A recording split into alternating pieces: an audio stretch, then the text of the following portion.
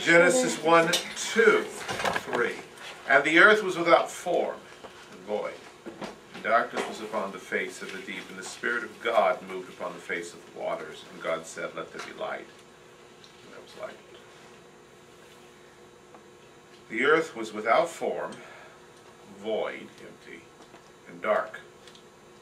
Now, in the context of the last verse, God made heaven and earth. And earth was without form, empty, dark, which implies heaven, in contrast, must have been with form, not empty, and not dark.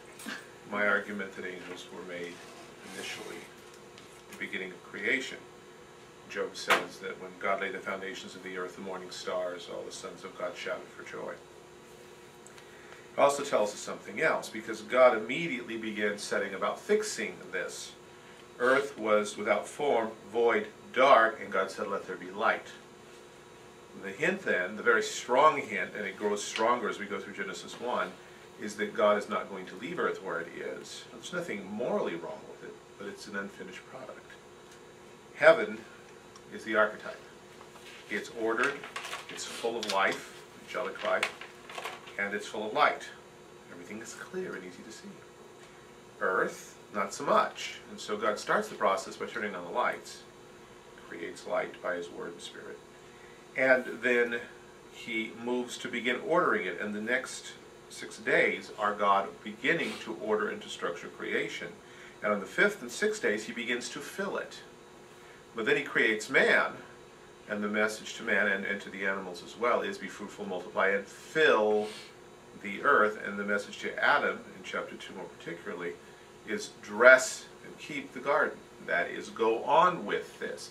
Now, there's a number of profound theological implications for this that have really practical application. Yes, God created the world. God started getting things in order. And then God turned some of that over to man. Man is the creature whose job it is to pick up where God left off and continue to alter his environment in a positive direction so that earth becomes like heaven. This is counter to various forms of hyper-Calvinism and fatalism that say, oh, we just wait on God. Let me give you a practical one. I need to be married. I'll wait for God to bring me somebody. I need a great new job. I'm sure God will bring it. I'll just pray. All kinds of things where we sit and wait on God rather than acting on our environment to improve it and make our lives more heaven-like in obedience to His commandments. And as we get into chapter 2, this becomes more obvious. One more quick thing. God said, let there be light. Paul says that God commanded the light to shine out of darkness. And he takes that as an analogy for the gospel. God who commanded the light to shine out of darkness has shined into our hearts to give us the light of the glory of the knowledge of God in the face of Jesus Christ. Now, that's tying the gospel into the literal words of the creation days of Genesis 1. If it didn't happen the way God said it did, then Paul didn't know what he was talking about theologically, or he was making it up as he went. Neither of which is something we want to say about the gospel. Paul looks at this and says, there was darkness, there was nothing to produce light, and God spoke the light by His Word and Spirit into existence. And that's what God does in every human heart. Darkened by sin, there is nothing in the human heart that generates the light. God speaks the light. Now, the various forms of secular humanism, beginning with the ancient Egyptians, Mesopotamians, and Greeks, all want to worship the sun because it's a created thing, and they want to see it as the source of light.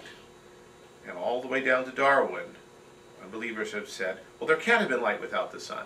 God says, yes, there was. It came by His Word.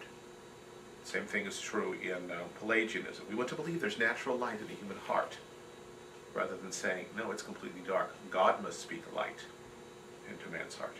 And so believing what God actually says about the creation days and their order does tie directly to the gospel, no matter what some of our friends with other slightly major different perspectives might say. Professor Price?